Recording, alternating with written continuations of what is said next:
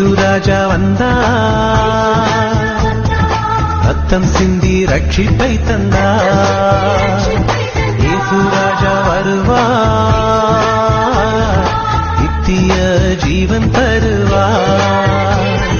தேவாதி தேவனை ஆராதிப்போம், தேடி வந்த இயேசுவை ஆர்ப்பரிப்போம்.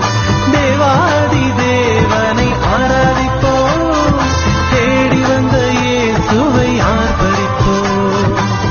இந்த கால வேளையில கர்த்தரை ஆராதிக்க வந்திருக்கிற உங்கள் யாவருக்கும் ஆண்டவரும் இரட்சகருமாயிருக்கிற இயேசு கிறிஸ்துவின் நாமத்தில அன்பான வாழ்த்துதலை தெரிவித்துக் கொள்கிறேன்.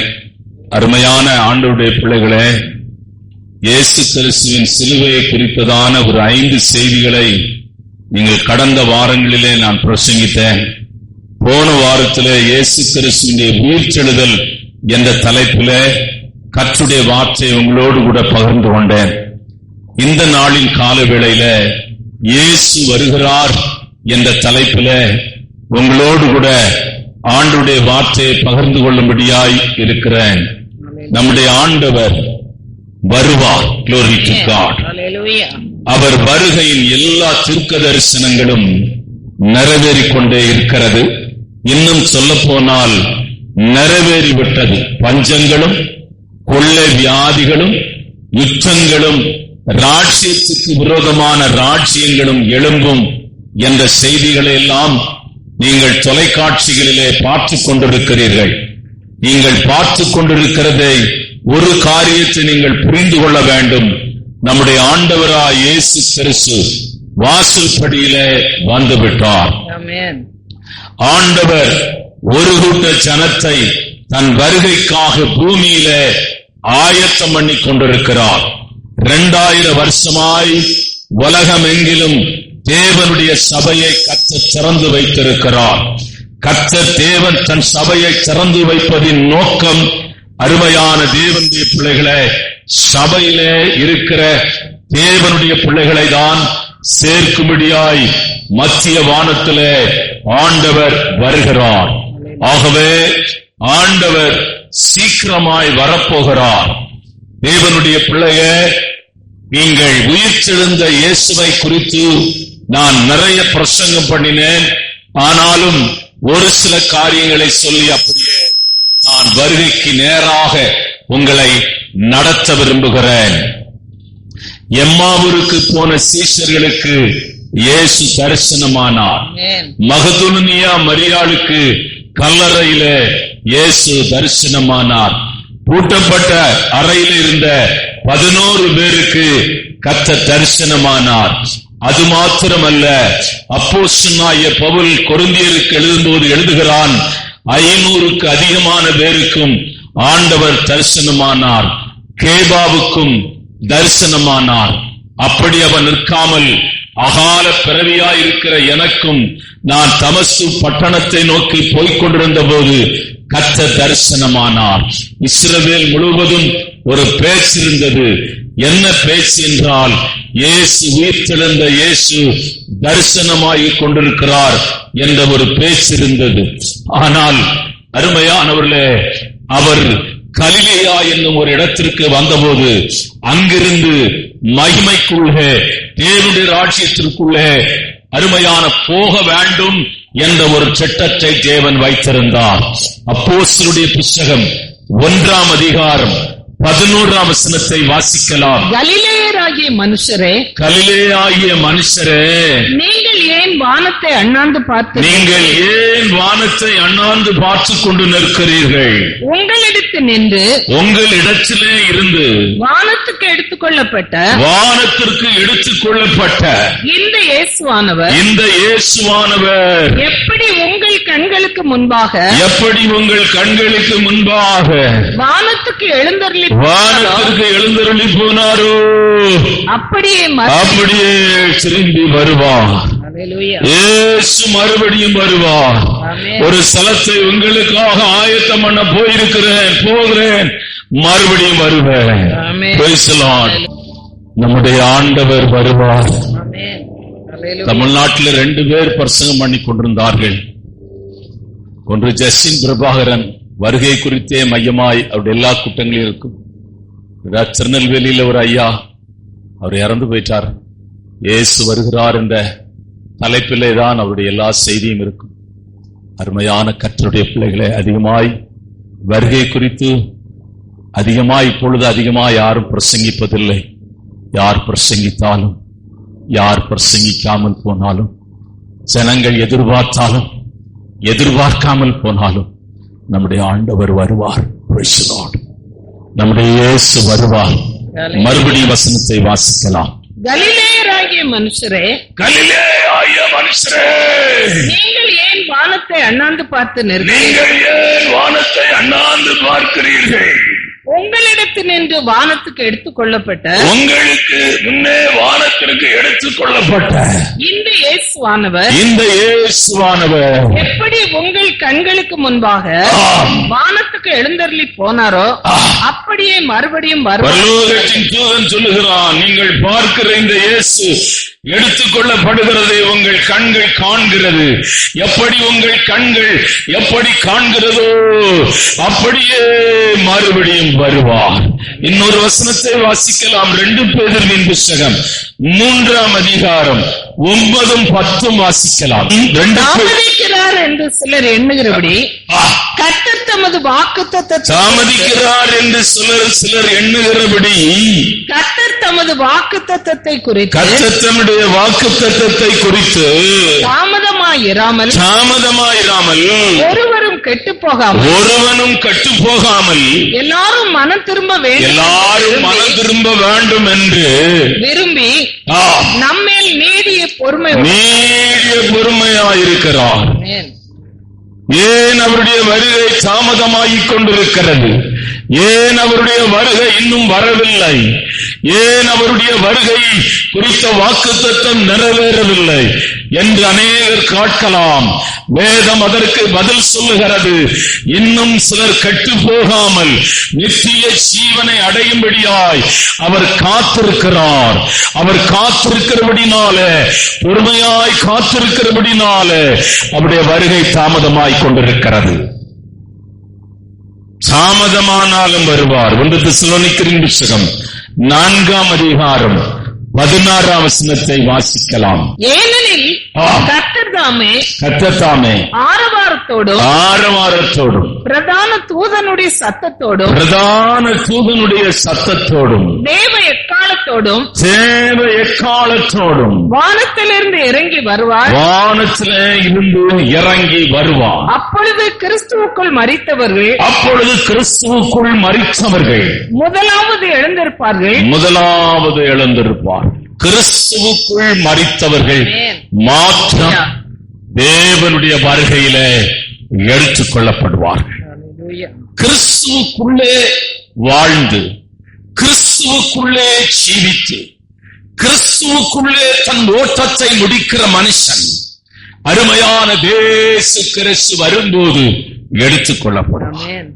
கிறிஸ்துவுக்குள் வாழ்கிறவன், கிறிஸ்துவுக்குள் ஜீவிக்கிறவன், கிறிஸ்துவை போல வாழ்கிறவன் யார் என்ற தலைப்பிலே உங்களோடு கூட கர்த்தருடைய வார்த்தையை பகிர்ந்து கொள்ள விரும்புகிறேன். வாசிக்கலாம், வசனத்தை வாசிக்கலாம். மத்தேயு எழுதின சுவிசேஷம் 24ஆம் அதிகாரம் 28ஆம் வசனம். பிணம் எங்கேயோ அங்கே கழுகுகள் வந்து கூடும். அருமையான கர்த்தருடைய பிள்ளையே, பிணம் எங்கேயோ அங்கே கழுகுகள் வந்து கூடும். பிணம் என்ற வார்த்தை நீங்கள் மனிதன் மாத்திரம் பிணம் அல்ல, பறவைகள் மரித்து போனாலும் அதுவும் பிணம்தான், கால்நடைகள் மரித்து போனாலும் அதுவும் பிணம்தான், சமுத்திரத்திலே இருக்கிற மீன்கள் மரித்து போனாலும் அது பிணம்தான். ஆண்டவர் சொல்லுகிறார், பிணம் எங்கேயோ அங்கே கழுகுகள் கூடும். ஆண்டவர் தன் வருகையை குறித்து வேத புஸ்தகத்தை நீங்கள் வாசிக்கும் போது அவருடைய வருகையை திருடனுக்கு ஆண்டவர் ஒப்பிடுகிறார், புத்தியுள்ள கன்னிகைகளுக்கு ஒப்பிடுகிறார், வலுவாயிருக்கிறவர்களுடைய ஒரு பட்டியலை ஆண்டவர் கொடுக்கிறார். 24ஆம் அதிகாரம் முழுவதும், மற்றவர்களின் சுவிசேஷம் 24ஆம் அதிகாரம் முழுவதும் ஆண்டவருடைய வருகை குறித்து எழுதப்பட்டிருக்கிறார். ஒலிவ மலையிலே அவர் உட்கார்ந்திருந்த போது சீஷர்கள் கேட்டார்கள், ஆண்டவரே, நீர் மறுபடியும் வருவேன் வருவேன் என்று பிரசங்கிக்கிறீரே, எப்பொழுது வருவீர் என்று அவர்கள் கேட்கிறார்கள். அவர் தொடர்ந்து அந்த அதிகாரம் முழுவதும் அவர் பிரசங்கிக்கிறதை பரிசுத்த ஆவியானவர் இந்த வேதத்திலே எழுதி வைத்திருக்கிறார். நான் ஒன்றை தான் இந்த காலவேளையிலே பேச விரும்புகிறேன். பிணம், இது எதை காண்பிக்கிறது? புதிய ஏற்பாட்டிலே பிணம் எதை காட்டுகிறது என்றால், நம்முடைய கர்த்தராகிய இயேசு கிறிஸ்துவை காட்டுகிறது. பிணம் எதை காட்டுகிறது என்றால், கர்த்தருடைய ஊழியக்காரனை காட்டுகிறது.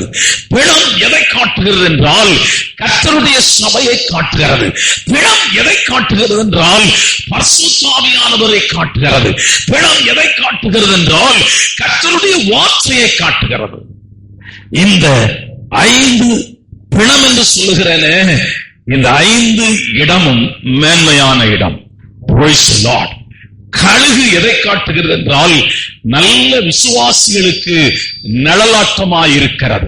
வேத புஸ்தகத்தை கழுகை குறித்து எழுதும்போது எழுதுகிறார், கர்த்தருக்கு காத்திருக்கிறவன் எவனோ அவன் கழுகுகளை போல பலனடைந்து சொட்டைகளை அடித்து எழும்புவான் என்று எழுதப்பட்டிருக்கிறது.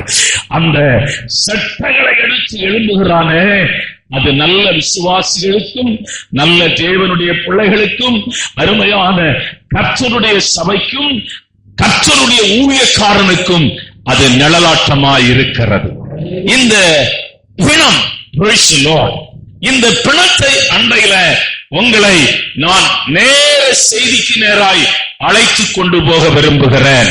அருமையான இந்த கழுகுக்கும் இந்த பிணத்திற்கும் உள்ள சம்பந்தத்தில் கர்த்தர் அநேக சத்தியங்களை தேவன் மறைத்து வைத்திருக்கிறார். நாம் ஆவிக்குரிய ஜீவியத்தை கட்டி எழுப்பும்படியாய், நம்முடைய ஆவிக்குரிய ஜீவியம் உயிர் மீட்சி அடையும்படியாய், நாமக்கும் தேவனுக்கும் உள்ள உறவு, அந்த அன்பின் உறவு பலமாய் கட்டப்படும்படியாய் இந்த பிணத்திற்கும் இந்த கழுகுக்கும் அருமையான இடையிலே தேவன் அநேக சத்தியங்களை தேவன் மறைத்து வைத்திருக்கிறார். முதலாவது நாம் கற்றுக்கொள்ள வேண்டிய சத்தியம் என்னவென்றால், அருமையான கழுகு பலனடைய வேண்டும் என்றால் அது பணத்தை தின்ன வேண்டும். ஆமென். முதலாவது வளர்ச்சியை பற்றி நான் பேசுகிறேன். அதனுடைய சரீரம் வளர வேண்டும். அது கால்களா இருக்கட்டும், ரெக்கையா இருக்கட்டும், வயிற்று பகுதியா இருக்கட்டும், அதனுடைய அருமையான அது திங்கிறதான அதை திங்கிற அந்த பகுதியா இருக்கட்டும், வாய் பகுதியா இருக்கட்டும், எல்லாம் வளர்ச்சி அடைய வேண்டும் என்றால் அதற்கு தேவையான ஆகாரம் பிணம். ஆமென். அது மீனா இருக்கலாம், அது அருமையான மிருகங்களா இருக்கலாம், அது ஒருவேளை பறவைகளா இருக்கலாம், அது ஒருவேளை மனிதனாய் கூட இருக்கலாம். ஆமென்.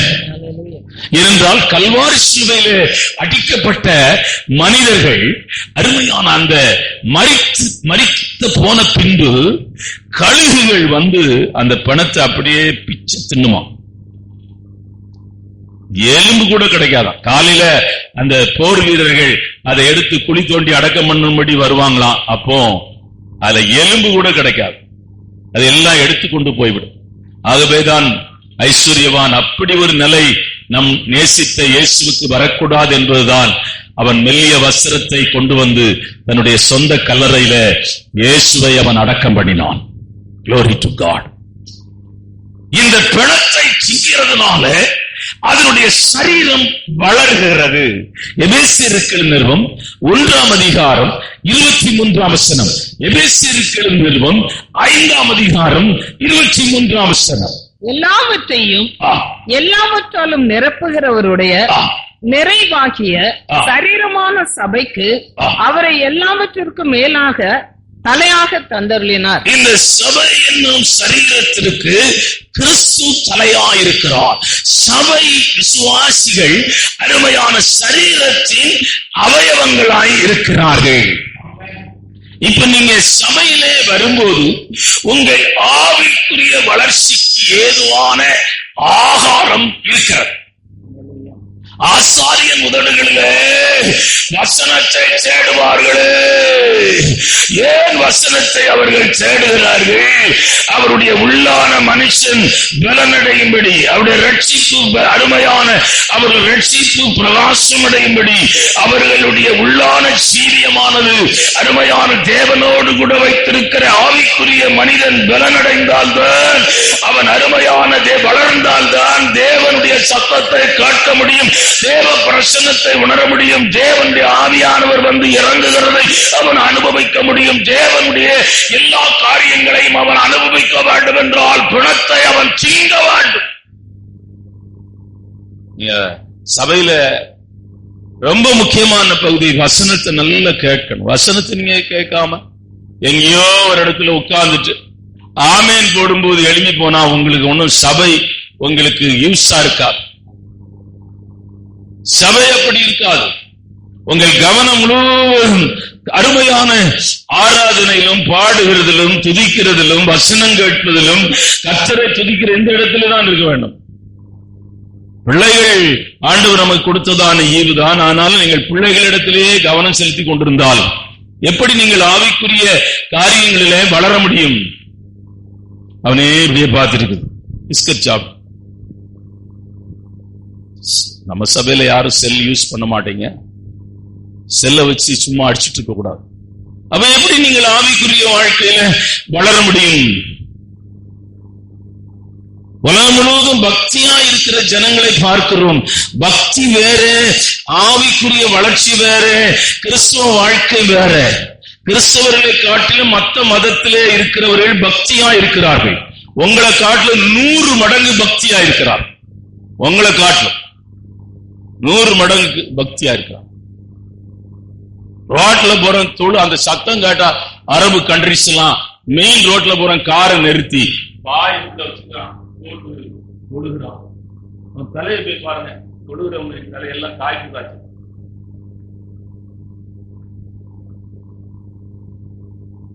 பிராமின்ஸ் போய் பாருங்க, காலையில அவங்க என்ன செய்யறாங்கன்னு போய் பாருங்க. காலையில எழும்பி அவன் பக்தி குளிச்சு கிழிச்சு இந்த நூலை இப்படி இழுத்து இழுத்து விட்டு கோமணம் பாச்சி, ஐயோ அவன் பண்றதெல்லாம் பார்த்தா பக்தி. நம்ம ஆளுங்க பக்தி எங்க? நீ பக்தியானவங்க தான், இல்லைன்னு நான் சொல்லல. அதனால் உள்ளான மனுஷனிலே நீங்கள் வளர வளர ஆண்டவருடைய அன்பிலே நீங்கள் கட்டப்பட வேண்டும். இந்த இயேசுவை அவர்கள் பார்க்கவில்லை, இந்த இயேசுவை அவர்கள் காணவில்லை, இந்த இயேசுவை அவர்கள் தரிசிக்கவில்லை, இந்த இயேசு அவர்களோடு கூட பேசவில்லை. உன்னோடும் என்னோடும் தான் பேசுகிறார். இப்பொழுது ஆவியானவர் உன்னோடு கூட பேசிக் கொண்டிருக்கிறார். இந்த மேன்மையான பாக்கியம் அருமையான அவர்களுக்கு கிடைக்கவில்லை. இந்த மேன்மையான பாக்கியம் அவர்களுக்கு கிடைக்கவில்லை. அவர்களுக்கு கிடைத்திருந்தால், அவர்கள் பெற்றிருந்தால் உண்மை காட்டிலும் 100 மடங்கு கர்த்தரை அவர்கள் நேசிப்பார்கள். ஆகவே இந்த நாளில் அருமையான அந்த தாகம் இருக்கிறது, மானானது நீரோடைகளை வாஞ்சித்து கதறுவது போல நான் கதறுவேன். ஒன்றை காட்ட என் ஜீவனுள்ள நாளெல்லாம் தேவனுடைய ஆலயத்தில் தங்கி இருப்பதே நாடுவேன். ஆண்டுடைய சமூகம். அந்த மான் மட்டும் அதுக்கு தாகம் வந்துச்சுன்னா எவ்வளவு தூரத்திலிருந்தும் அந்த நதியோரத்துக்கு வரது அவ்வளவு வேகமாய் வருமா அந்த தாகத்தை. நான் மதுரையிலே சிவகங்கை என்ற ஒரு இடம் இருக்கிறது, அங்கே இருப்பேன். ஆனால் ஆராதனைக்கு வரது மதுரைக்கு வரணும், பஸ் பிடிச்சு காலையில வரணும். KK நகர்ல சர்ச்சி. மதுரையில் இருக்கிறவங்க நான் சொல்றது உங்களுக்கு விளங்கும். அவ்வளவு வேகமா வருவேன், சில சமயம் லேட் ஆயிடுவேன். ஆனா லேட்டான பிறகு எனக்கு என்ன நடக்கும் என்றால் தேவ பிரசன்னத்தை என்னாலே அனுபவிக்க முடியாமல் போய்விடும். அந்த வொர்ஷிப்பு, அந்த பாட்டு, கர்த்தரை துதிக்கும் போது அந்த பிரசன்னம் அந்த இடத்துல அலைபோல வருகிறதை என்னாலே அனுபவிக்க முடியாமல் போய்விடும். நான் காலையில எழும்பி நான் வந்து விடுவேன். தேவனுடைய பிள்ளையே, இந்த உலகத்திலே கர்த்தர் உன்னை சபையண்டைக்கு கொண்டிருக்கிறார். ஜீவனுள்ள சபை இன்றைக்கு கொண்டு வந்திருக்கிறார். ஆமென். எல்லா சபையும் அப்படி அல்ல. ரொம்ப வேதனைப்பட்டேன். வெளிநாடுகளிலே போய் ஊழியம் செய்யும்போது அங்குள்ள சபையை பார்த்து நம்ம சபையை நினைத்து நம்ம சபை எவ்வளவு மேன்மையானது என்று நினைத்தேன். ஆராதனை நேரம் 1 மணி நேரமோ அல்லது 2 மணி நேரமோ இருந்தாலும் அவங்க எல்லாம் சாப்பிடுற நேரம் 2-3 மணி நேரம் ஒரே சிரிக்கிறதும் ஒரே பேசுறதும் அப்படி இருந்துச்சு. அது ஒரு இடத்துக்கு போயிருந்தேன். எனக்கு ரொம்ப வேதனையா இருந்துச்சு. சபைக்கு வந்திருக்கிறாங்களா இல்ல ஃபெலோஷிப்பை மெயின்டைன் பண்ண வந்திருக்கிறாங்களான்னு தெரியல. பேசிட்டே இருப்பாங்க. 8 மணின்னா தான் பாட்டு பாடுவாங்க. ஏன் 7க்கு பாடக்கூடாதா? 7க்கு ஜெபம் பண்ணக்கூடாதா? வந்த உடனே ஜெபத்தை ஆரம்பிச்சிடக்கூடாதா? இல்லங்க, டைம் சர்வீஸ் டைம் அப்படிங்க. ஆனா ஒரு சர்ச்சை எனக்கு ரொம்ப வித்தியாசமா இருக்கு. கதவே பூட்டிட்டாங்க. அந்த டைம் ஆனோன்னு கதவை பூட்டிட்டாங்க. அது ஒரு கதை திறக்க மாட்டாங்க. அப்படி நீங்க வெளியே நின்று தான் ஆராதிக்கும். அருமையான கர்த்தருடைய பிள்ளையே, இந்த கால வேளையிலே கர்த்தர் ரட்சிக்கப்படுகிறவனை கர்த்தர் அனுதினமும் சபையிலே சேர்த்துக் கொள்ளுகிறார். ஏன் சபையிலே சேர்த்துக் கொள்ளுகிறார் என்றால், சபை உன்னை வளர்ச்சிக்கு நேராக, ஆவிக்குரிய வளர்ச்சிக்கு நேராக, ஆவிக்குரிய உன்னத அனுபவத்துக்கு நேராக உன்னை நடத்துகிறது. தேவ சத்தத்தை கேட்க பழக வைக்கிறது. தேவ பிரசன்னத்தை உணர்த்துகிற இடத்திற்கு உன்னை கொண்டு போகிறது. அபிஷேகத்திலே நிறைகிற ஒரு அனுபவத்துக்கு நேராக, துதிக்கிற ஒரு அனுபவத்துக்கு நேராக, கிருபையை பெற்றுக் கொள்ளுகிற அனுபவத்துக்கு நேராக கர்த்தருடைய சபை உன்னை நடத்த வேண்டும்.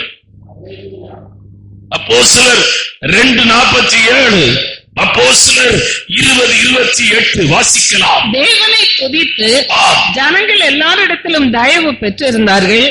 ரட்சிக்கப்படுகிறவர்களை கர்த்தர் அனுதினமும் சபையிலே சேர்த்து கொண்டு வந்தார். 20:28 வாசிக்கலாம்.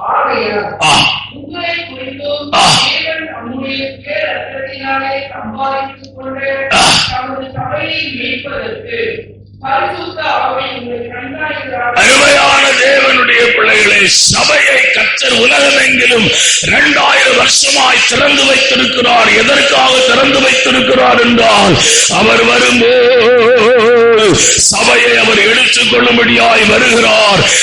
யாரை அவர் எடுத்துக் கொள்வார் என்றால், அருமையான சபையிலே பிணங்களை பின்னுகிற கழுகுகளை போல சபையிலே காணப்படுகிற ஆவிக்குரிய நன்மைகளை நீங்கள் உள்ளே அருமையான கொண்டு போய் ஆவிக்குரிய வளர்ச்சி உங்களுக்குள்ளே உண்டாக வேண்டும். Spiritual growth. முதல் வருஷம் எப்படி இருந்தீங்க? 2வது வருஷம் எப்படி இருந்தீங்க? 3வது வருஷம் எப்படி இருக்கிறீங்க? 4வது வருஷம் எப்படி இருக்கிறீங்க? ஒரு வளர்ச்சி காணப்பட வேண்டும்.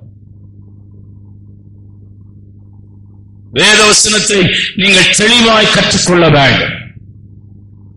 தேவனுடைய சத்தத்தை தெளிவாய் நீங்கள் கேட்டால் நீங்கள் உங்கள் விசுவாச ஓட்டத்தில் ஒரு காலம் தடுமாற மாட்டீர்கள்.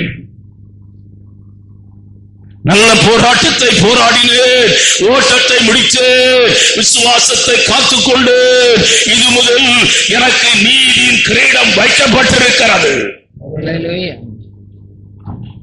முதலாவதாக இந்த கழுகு வளருவதற்கு பணம் சபை இல்லாம நான் அங்க இருந்தேன், இங்க போனேன், இங்க வந்தேன், அங்க வந்தேன், அந்த பிரேயருக்கு போனேன், இந்த பிரேயருக்கு போனேன், அந்த ஊழியத்துக்கு போனேன், இந்த ஊழியத்துக்கு போனேன். வளர்ச்சி இல்லாத ஒருத்தர் நீங்க ஊழியத்துக்கு எல்லாம் போக வேண்டாம். வளருங்கள். முதல் உங்க ஸ்பிரிச்சுவல் growth ரொம்ப முக்கியம்.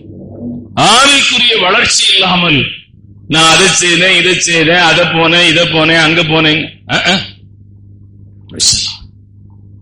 ரொம்ப முக்கியம். உங்களுடைய ஆவிக்குரிய வளர்ச்சி பிரசன்னத்தை, கர்த்தருடைய பிரசன்னத்தை உணர வேண்டும். கர்த்தருடைய சத்தத்தை நீங்கள் கேட்க வேண்டும். கர்த்தருடைய ஆவியானோட நடத்துதலை அறிய வேண்டும். தேவ சித்தத்தை உணர வேண்டும். தேவனுடைய மகிமையை உணர வேண்டும். இதெல்லாம் உங்கள் ஆவிக்குரிய வளர்ச்சியின் அடையாளமாயிருக்கிறது. ஆமென். ஒரு ஊழியக்காரனை நீங்கள் தெளிவாய் கண்டுகொள்ள வேண்டும். ஒரு சபையை நீங்கள் தெளிவாய் அடையாளம் காட்ட வேண்டும், கண்டுகொள்ள வேண்டும். The false teaching நிறைய இருக்குது. நிறைய சபைகள் தேவனுடைய திட்டத்திலே, தேவனுடைய சித்தத்திலே, தேவனுடைய அருமையான தேவனுடைய அந்த வார்த்தையை பிரசங்கித்து ஜனங்களை கட்டி எழுப்ப வேண்டும் என்ற உணர்வு இல்லை. காலிலே பேய் விரட்டுறான் ஊழியக்காரன். காலையில 10 மணிக்கே பேய விரட்டிட்டு இருக்கிறான். 1 மணி வரையிலும் பேய விரட்டுறதும் பாட்டு பாடுறதும் ஜெபம் பண்றதும் இதுதான் செய்யிட்டு இருக்கிறான். அது தேவனுடைய சபை கிடையாது. நான் உங்கள்கிட்ட சொல்றேன், பொறாமை என்னும் பேயை என்னால விரட்ட முடியுமா? ரோட்ல எல்லாம் பேய் நடந்து போயிட்டே இருக்கு, ரட்சிக்கப்படாத எல்லாம் பேய் தான். அவனுக்குள்ள பிசாசு இருக்குது. ரோட்ல போறவங்க விரட்ட முடியுமா? நல்ல விரட்டுவான். பொறாமை, எரிச்சல், பகை, விரோதம் இதெல்லாம் பேய் தான். பிசாசுடைய இருளின் கிரியைகள் தான். இது மனுஷனை அடிமைப்படுத்தி வைத்திருக்கிறது. இது மனிதனை ஆளுகிறது. இது மனிதனை கட்டி வைத்திருக்கிறது. இந்த கட்டை அவிழ்க்க வேண்டும் என்றால் வசனம்தான். சத்தியத்தை அறிவீர்கள், சத்தியம் உங்களை விடுதலையாக்கும். யாரும் விடுதலையாக்க முடியாது. வசனம் போக போக போக போக அருமையான அவனுக்குள்ள இருக்கிறதான அந்த சாபங்கள், தகப்பனுடைய சாபங்கள், தாயின் சாபங்கள், பிசாசினுடைய சாபங்கள், இருளின் சாபங்கள், அசதிகள், அருமையான தேவனுடைய தூக்க மயக்கத்தின் ஆவிகள், அருமையான ராத்திரியில அருமையான தேவனுடைய பிள்ளைகளை தூங்க முடியாதபடி உட்கார வைக்கிற பொல்லாத ஆவிகள் இயேசுவின் நாமத்தில் வெளியே போ.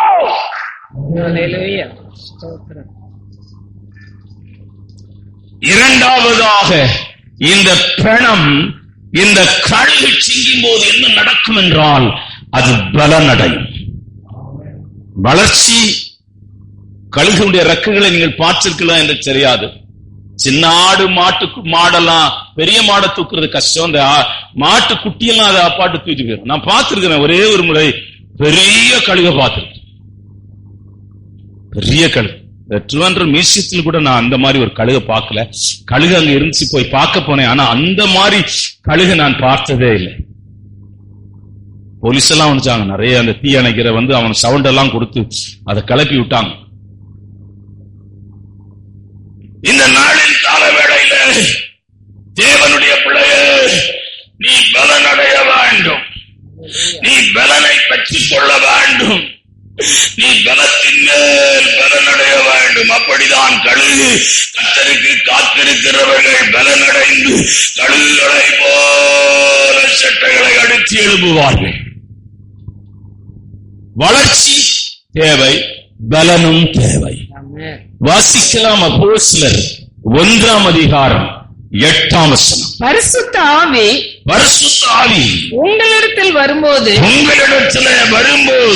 நீங்கள் பலன் அடைந்து.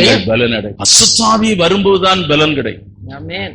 ஹல்லேலூயா. நீ பாவத்தை ஜெயிக்கணும்னா நீங்க உங்க பலத்துல ஜெயிக்க முடியாது. பரிசுத்தாவியை ஏற்றுக்கொள்ளாதவங்க நிறைய பேர் நல்ல பிரசங்கம் பண்ணுவாங்க. நீங்க சகரியா புனன், உங்களுக்கு எத்தனை பேருக்கு தெரியுமா தெரியாது, நல்ல பேசுவார். சகரியா புனன் நல்ல பேசுவாரு. ஆனா பரிசுத்தாவி இல்லாம பலனை பெற முடியாது. பரிசுத்தாவி பெற்றவனே விழுந்துடுறான். பரிசுத்தாவி பெறாத ஒரு மனுஷன் பாவத்தோடு கூட எதிர்த்து நின்று போராடி ஜெயிப்பது கடினம். ஆமென். பிசாசோடு கூட போராடி எதிர்த்து நின்று ஜெயிப்பது கடினம்.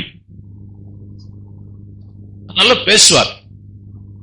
இந்த நாளின் காலவேளை ஆராதனையில கர்த்தருக்கு அருமையான உன்னை பலப்படுத்துகிற பகுதி பரிசுத்தாவியானவர். அருமையான பலத்தினாலும் அல்ல, பராக்கிரமத்தினாலும் அல்ல, என் ஆவியினாலே எல்லாம் ஆகும். எல்லாம் ஆகும் என்றால் பாவத்தோடு கூட நீ ஜெயம் பெறுவாய். அருமையான பிசாசின் வல்லமைந்து ஜெயம் பெறுவாய். அருமையான நீ ஒரு பலனடைந்த ஒரு மனிதனாய் மாறுவாய். ஒரு பலனடைந்த கழுகுகளுக்கு ஒப்பான பலன் உனக்குள்ளே உண்டாகும். அதான் ஆண்டவர் நமக்கு கொடுத்திருக்கிற வாக்குத்தத்தம். யோவேல் தீர்க்க தரிசன புத்தகத்திலே அவர் சொல்லுகிறார், வாசிக்கலாம், கடைசி நாட்களிலே மாம்சமான யாவர் மேலும் என் ஆவியை ஊற்றுவேன். வாசிக்கலாம்,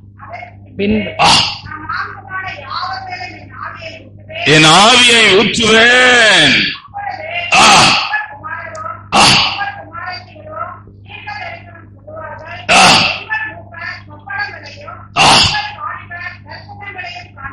பரிசுத்தாவின் அபிஷேகம் பெற்ற ஒரு அனுபவம் உனக்குள்ளே இருக்காவிட்டால் உன்னுடைய கிறிஸ்தவ வாழ்க்கை பலனற்ற கிறிஸ்தவ வாழ்க்கை.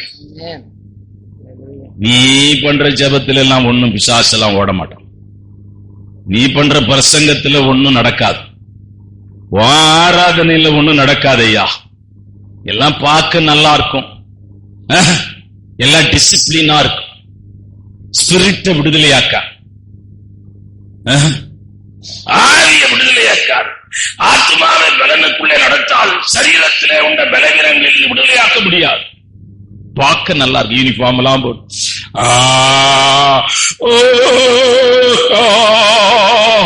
அவங்க ஒருத்தங்க இப்படி இப்படி பண்ணிட்டு இருக்கிறான். அந்த பாட்டு செத்து போனவங்களுக்கு பாடுற பாட்டு மாதிரி ஒட்டுக்கிட்டு அடிச்சு ஆவியில நிறைஞ்சு அந்நிய பாஷை பேசி கத்தர துதிக்கிற துதி எப்படி இருக்கும்? ஆமென்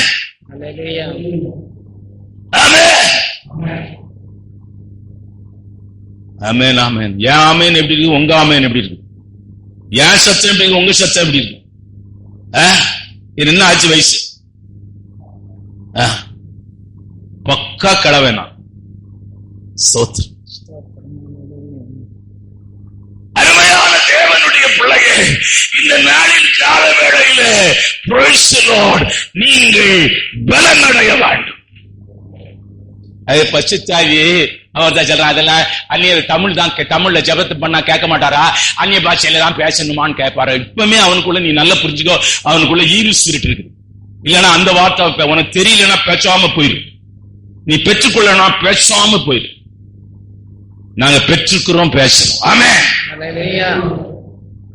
இங்க பைபிள் உனக்கு வசனம் தெரிஞ்சுன்னா என்கிட்ட வந்து கேளு, நான் சொல்லித்தரேன். அப்போஸ்தலர் 2ஆம் அதிகாரம் 2-3 அருமையான சொல்றாரு, நீங்கள் விசுவாசிகளான போது பரிசுத்தாவி பெற்றீர்களா என்று கேட்கிறார். விசுவாசி ஆயிட்டாங்க, இயேசு கிறிஸ்துவை சொந்த ரட்சகராய் ஏற்றுக்கொண்டார்கள், அவர்கள் சபையிலே சேர்ந்தார்கள், விசுவாசிகள் ஆனார்கள். ஆனால் அவர்களுக்கு மேலான ஒரு அனுபவத்தை அவர்கள் பெறவில்லை, பரிசுத்தாவின் அபிஷேகத்தை பெறவில்லை. அப்போஸ்தலர் 2ஆம் அதிகாரம் நீங்கள் வாசித்தால் அவர்கள் கூடியிருந்த இடம் அசைந்தது, அவர்கள் மேலே கர்த்தருடைய ஆவியானவர் வந்து இறங்கினார், நவமான பாஷைகளை பேசி கர்த்தரை துதித்தார்கள். ஆமென் ஹல்லேலூயா. ஆமென். ஆண்டவரை துதித்தார்கள். ஹல்லேலூயா. நவமான பாஷைகளை பேசி அது வாசிக்கலாம்.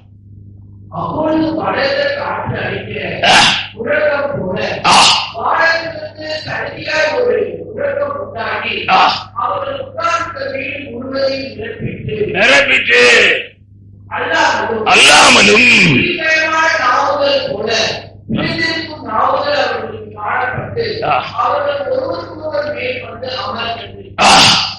அவங்க அக்கினிமயமான நாவுகள், பிரிந்திருக்கிற நாவுகள் காணப்பட்டது. அவர்கள் நவமான பாஷைகளை பேசி கர்த்தரை துதித்தார்கள். ஆமென். எவ்வளவு பெரிய கட்டடம் இருந்தாலும் சரி, கல்லறைக்காக கோயிலுக்கு போற ஒருத்தர் இருக்கிறான், ஒரு கூட்டம் இருக்கு. கல்யாணத்துக்காக கோயிலுக்கு போற கூட்டம் இருக்கு. நம்ம அப்படிப்பட்ட கூட்டம் இல்ல, நம்ம பரலோகத்துக்கு போற கூட்டம். ஆமென். கல்யாணத்துக்கும் கல்லறைக்கும் போற கூட்டம் அல்ல, பரலோகத்துக்கு போற கூட்டம். ஆண்டவருடைய வருகையிலே நாம் எடுத்துக்கொள்ளப்பட வேண்டும். அந்த தரிசனத்தோடு கூட நாம் கிறிஸ்துவ வாழ்க்கை செய்து கொண்டிருக்கிறோம். அதற்கு நம்மை ஆயத்தம் பண்ணி கொண்டிருக்கிறோம். தீவெட்டி பிடித்துக் கொண்டார்கள், எண்ணெய் கொண்டு போகவில்லை. எண்ணெய் பரிசுத்தாவின் அபிஷேகத்தை காட்டுகிறது. அவர்கள் தீவெட்டியை கொண்டு போனார்கள், எண்ணெயை கொண்டு போகாததினாலே தீவெட்டி அணைந்து போனது. அபிஷேகம் ஒரு மனுஷனுக்குள்ளே இருந்தால் அவன் ரட்சிப்பு பிரகாசம் அடைந்து கொண்டிருக்கும். அவனுக்குள் இருக்கிற வரங்கள் பிரகாசித்துக் கொண்டிருக்கும். அவனுக்குள் இருக்கிற கிருபை பிரகாசித்துக் கொண்டிருக்கும். அவனுக்குள் இருக்கிற பரலோக மகிழ்ச்சி பிரகாசித்துக் கொண்டிருக்கும். அவன் துன்பத்திலும் அருமையான கர்த்தரை பாடி மகிமைப்படுத்துகிற மனிதனாக இருப்பான். ஆமென். இரண்டாவதாக அருமையான இந்த பழத்தை அந்த கழுகு சிந்தும் போது அது பலனடைகிறது. எவ்வளவு உயரம்! இந்த பிளைட்ல வந்து சில சமயம் பயப்படுவாங்க. இந்த கழுகுகளை பார்த்தா அவங்க ரொம்ப பயப்படுவாங்க. ஏன் சொன்னா, அந்த வீசுகிற அந்த காத்தாடிய அந்த குழாய் மாதிரி இருக்குது, அதுக்குள்ள போய் சொருகிடும். அது அவ்வளவுதான். உடனே அவன் ரொம்ப பயப்படுறது கழுகுக்கு தான் பயப்படுவான். ஏன்னா அவ்வளவு உயரத்தில் அது பறக்கும். நாமும் ஒரு நாள் அந்த மகிமையான தேசத்துக்கு போவோம். சந்திர மண்டலத்துக்கு இன்னொரு பக்கம் போயிருக்கிறானா, நான் பார்த்தேன். நாசால இருந்து நீ சந்திர மண்டலத்துக்கு இன்னொரு பக்கம் தான் போயிருக்கிற, நாங்க பரலோகத்துக்கு போவோம். ஆமென் ஆமென். நீ பூமிக்கு வந்துட்ட, நாங்க வர மாட்டோம். ஆமென். Praise the Lord. மூன்றாவது கழுகு.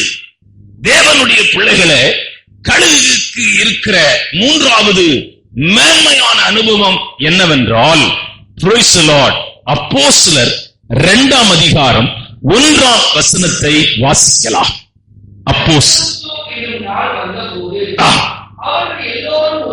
நீங்கள் இந்த பிணத்தை சிங்கும் போது இந்த கழுகுகள் என்ன செய்யுமாம்? கூட்டமாய் வரும். இதான் ஒன்னஸ், இதான் ஒரு மனம், இதுதான் ஒரே இருதயம். சபையிலே நீங்கள் ஒருமனப்பட்டிருந்தால் மாத்திரமே ஆவியானவர் அசைவாடிக்கிறீர்கள். உங்களுக்குள்ள ஒரு ஒன்னஸ் இருக்கவர். பிரச்சனை வராத இடம் இல்லை. மனுஷர்கள் எங்கெல்லாம் இருக்கிறார்களோ அங்கெல்லாம் பிரச்சனை இருக்கு. மனுஷர்கள் இல்லாத இடத்திலே பிரச்சனையே இல்லை. குடும்பம், பிள்ளைகள், உறவுகள் எல்லாம் இருக்கிற இடத்துல பல பிரச்சனைகள் இருக்கும். ஆனால் நீங்கள் ஒன்னஸ், அந்த மனதை நீங்கள் என்ன செய்ய வேண்டும்? ஒரு மனதை காத்துக்கொள்ள வேண்டும். சபையிலே பலதரப்பட்டவர்கள் இருப்பார்கள். எல்லாரும் நிறைவுள்ளவர்கள் அல்ல, குறைவுள்ளவர்கள் இருப்பார்கள், பலவீனமானவர்கள் இருப்பார்கள், ஆவிக்குரிய ஜீவியத்திலே வளராதவர்கள் இருப்பார்கள்.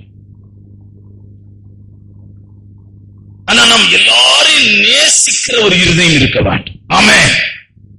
எல்லார் மேலும் அன்பு செலுத்துகிற ஒரு இருதயம் இருக்க வேண்டும். எல்லாரையும் அரவணைத்து போகிற இருதயம் இருக்க வேண்டும். அந்த ஒன்னஸ் குஞ்சு, அந்த கழுகுடைய குஞ்சுகள், கழுகை பற்றி நிறைய இருக்குது.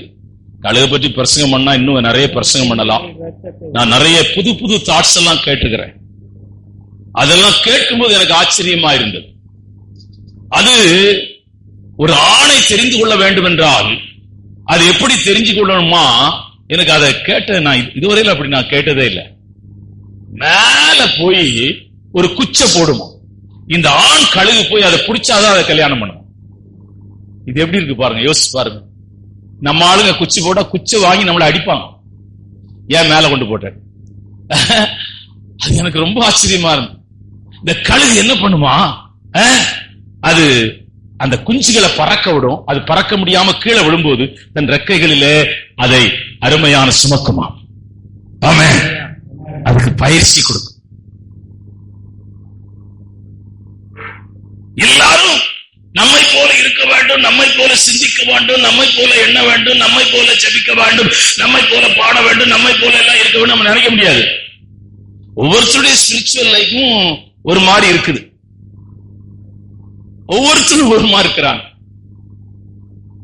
ஆனா ஒரு ஊழியக்காரன் தாயின் இருதயத்தை போன்றவன். ஆமென். ஒரு ஊழியக்காரன் எப்படி இருக்கணும்னா தாயின் இருதயத்தை போல அவன் இருக்க வேண்டும். ஒரு தாய் 4 பிள்ளைங்க இருக்கும். ஒண்ணு சோடையா இருக்கும். ஆனா சோடையா இருந்தாலும் சோடையா இல்லாட்டாலும், அது விவரமா இருந்தாலும் விவரமா இல்லாட்டாலும் அந்த 4 பிள்ளைகளையும் அணைச்சு கொள்ளும். ஆமென். இது இப்படி இருக்குன்னு அது விடவே விடாது. இதான் தாயினுடைய இருதயம், தாயினுடைய எண்ணம், தாயினுடைய உணர்வு. Praise the Lord. அருமையான கர்த்தருடைய பிள்ளையே, சபையை நீங்கள் ஒரு மனத்தை காத்துக்கொள்ள வேண்டும். மிஸ் அண்டர்ஸ்டாண்டிங் வரதா சார்? மிஸ் அண்டர்ஸ்டாண்டிங் வரும்போது நீங்கள் கசப்புகளை விதைக்க கூடாது, கசப்புகளை கக்கக்கூடாது.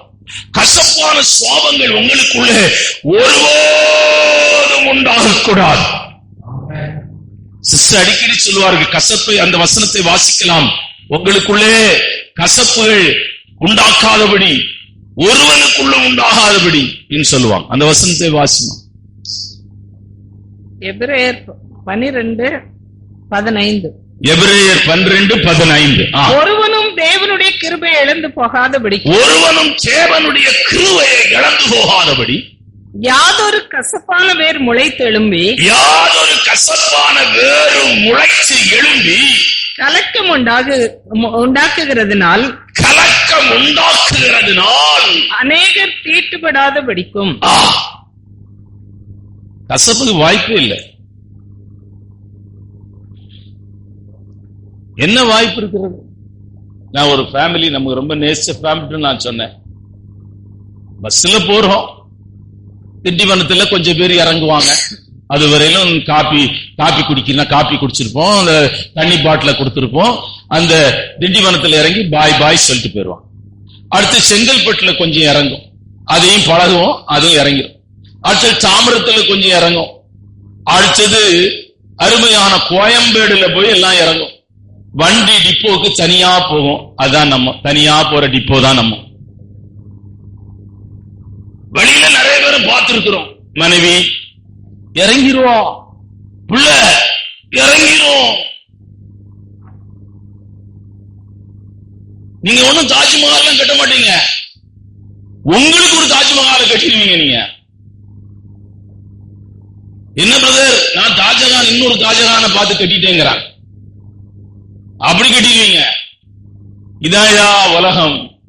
நீங்க ஒன்னஸ் ரொம்ப காத்துக்கணும்.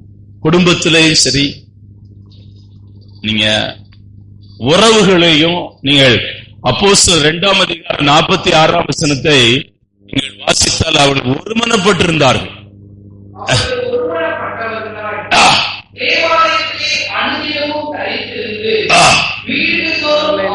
நீங்க ஒன்னஸ் ரொம்ப முக்கியம். ஒன்னஸ் ரொம்ப ரொம்ப ரொம்ப முக்கியம். ஒரு குறிப்பு நம்ம ஜெபம் பண்ணும்போது அவருடைய இணைஞ்சி, ஆமாண்டவரே ஸ்தோத்திரம் ஆண்டவர். நம்ம சபையில நான் பார்த்திருக்கிறேன், நான் குறிப்பு சொல்லும் போது இந்த அம்மா பைபிள் எடுத்து அப்பதான் தியானம் பண்ணிட்டு இருக்கோம். நான் பைபிள் எடுத்து தியானம் பண்ணும்போது அது ஜெபம் பண்ணிட்டு இருக்கோம். ஸ்தோத்திரம் ஸ்தோத்திரம் ஸ்தோத்திரம். அந்நிய பாஷை வேற, அதுல வேற. நீங்க ஒன்னஸ் ஒருமனப்படணும். ஜெபம் 2 பேரும் பண்ணீங்கன்னா ஒருமனப்படணும். சிலர் ஜெபம் பண்ணா ஒருமனப்பட முடியாது. லண்டனுக்கு போய், லண்டன்ல இருந்து பிரான்சுக்கு போயிட்டு, பிரான்ஸ்ல இருந்து அப்படியே இலங்கை வந்து, இலங்கையில இருந்து இந்தியாவுக்கு வர்ற ஆட்கள்லாம் இருக்கிறாங்க. நம்ம ஏதாவது ஒண்ணு சொன்னா ஐயோ ஐயோ, வார் நடக்கிறது கூட பரவாயில்ல. அப்படி ஒரு அம்மா ஜெபம் பண்ணா, தூங்கியே எழும்பி அப்புறம் திருப்பி நான் கடைசி சோத்திரம் பண்ண, சோத்திரம் சோத்திரம் சோத்திரம். பாசு தான் என் கூட ஒன்னஸா ஜெபம் பண்ணுவார். எனக்கு தெரியும், நான் தூங்கிட்டு இருந்தது.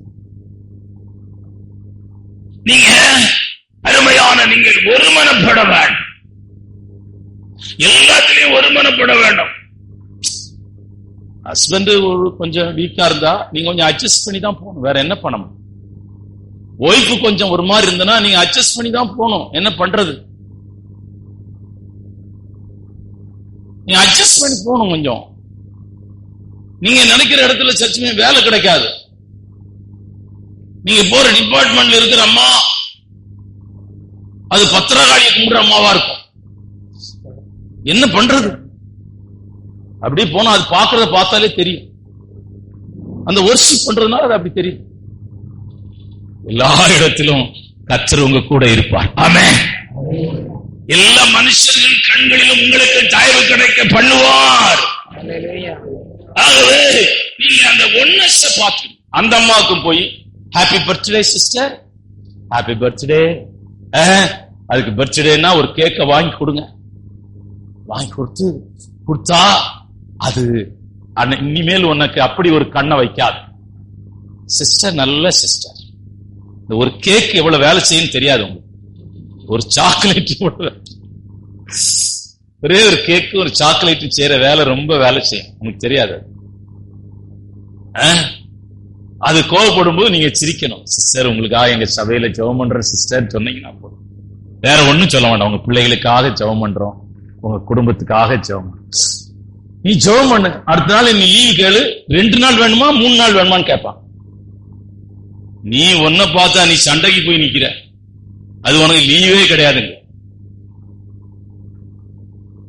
நீங்க எல்லா இடத்திலும் கொஞ்சம் அட்ஜஸ்ட் பண்ணி உங்க மனச அவங்களோடு கூட இணைச்சு நடக்கணையா.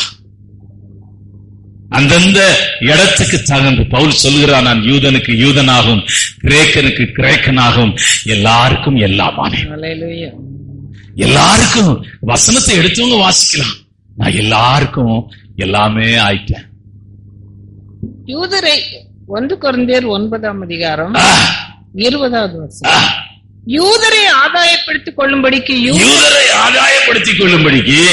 யூதருக்கு யூதனை போலவும் நியாயப்பிரமாணத்திற்கு கீழ்ப்பட்டவர்களை ஆதாயப்படுத்திக் கொள்ளும்படி நியாயப்பிரமாணத்துக்கு கீழ்ப்பட்டவனை போனவும் ஆனேன்.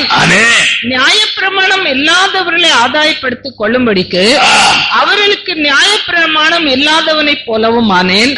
அப்படி இருந்தும் நான் தேவனுக்கு முன்பாக நியாயப்பிரமாணம் இல்லாதவனாய் இராமல் கிறிஸ்துவின் பிரமாணத்திற்கு உள்ளானவனாய் இருக்கிறேன். பலவீனரை ஆதாயப்படுத்திக் கொள்ளும்படிக்கு பலவீனருக்கு பலவீனனை போலானேன். எப்படி ஆகிலும் சிலரை ரட்சிக்கும்படிக்கு நான் எல்லாருக்கும் எல்லாம் ஆனேன். சிலரை இந்த ரட்சிப்புக்குள்ள நான் நடத்தும்படி, எப்படியாயிலும் சிலரை இந்த ஜீவ மார்க்கத்துக்கு நேராய் திரும்பும்படி, எப்படியாயிலும் இந்த ரட்சிப்பை ஜனங்களுக்குள்ள கொண்டு வரும்படி எல்லாருக்கும் எல்லாமானே. இந்த ஒன்னஸ், இந்த மனசுதான் காரணம். இந்த மனச கொஞ்சம் மாத்தணும், இந்த மனச கொஞ்சம் உருவாக்கணும், இந்த மனச அருமையான மாற்றணும். நீங்க மனசு மாத்தினா உங்க பார்வை மாறிடும், உங்க பேச்சு மாறிடும், உங்க உணர்வு மாறி, உங்க சிந்தை மாறும், எல்லாம் மாறும்.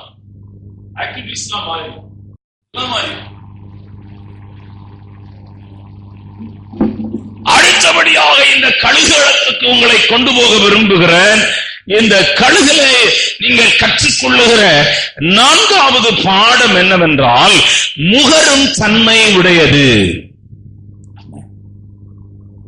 எவ்வளவு உயரத்தில் இருந்தாலும் பிணம் கீழே கடந்துனா அதுக்கு நல்ல ஸ்மெல் தெரியும். நமக்கும் கர்த்தர் முகர்கிற தன்மையை கொடுத்திருக்கிறார். கிச்சன், எங்க கிச்சன் அங்க இருக்குது, நான் அங்க இருந்து என்னெல்லாம் நீ செய்தேன்னு சொல்லுவேன். ஏன்னா அங்க இருந்து அதுல ஒரு சின்ன ஓட்டையோடி வரும் காற்று. நான் நினைப்பேன் எவ்வளவு முகர்கிற அந்த கெப்பாசிட்டியை கர்த்தர் நமக்கு கொடுத்திருக்கிறார். இந்த பாடி the கிரேட்டஸ்ட் அருமையான ஒரு வினோதமான சிருஷ்டிப்பு. நம்ம உடம்பு வினோதமான சிருஷ்டிப்பு. ஆகவே இந்த முகரும் தன்மை எல்லா பறவைகளுக்கு காட்டிலும் மனுஷனை காட்டிலும் அதிகமாய் இந்த நுகர்கிற தன்மை கழுகுகளுக்கு மாத்திரமே இருக்கிறது. ஆமென். ஆண்டவருடைய வருகையை முகர்கிற தன்மை, ஆண்டவருடைய வருகை சீக்கிரமா இருக்கும் என்ற அந்த தன்மையை உணர்கிற இருதயம் கர்த்தருடைய பிள்ளைகளுக்கு மாத்திரம் இருக்கு. ஆமென். 1 தெசலோனிக்கரின் புத்தகம் 4ஆம் அதிகாரம் 16 17 வாசிக்கலாம். ஏனெனில் கர்த்தர் தாமே ஆரவாரத்தோடும் பிரதான தூதனுடைய சத்தத்தோடும் தேவ எக்காலத்தோடும் வானத்திலிருந்து இறங்கி வருவார்.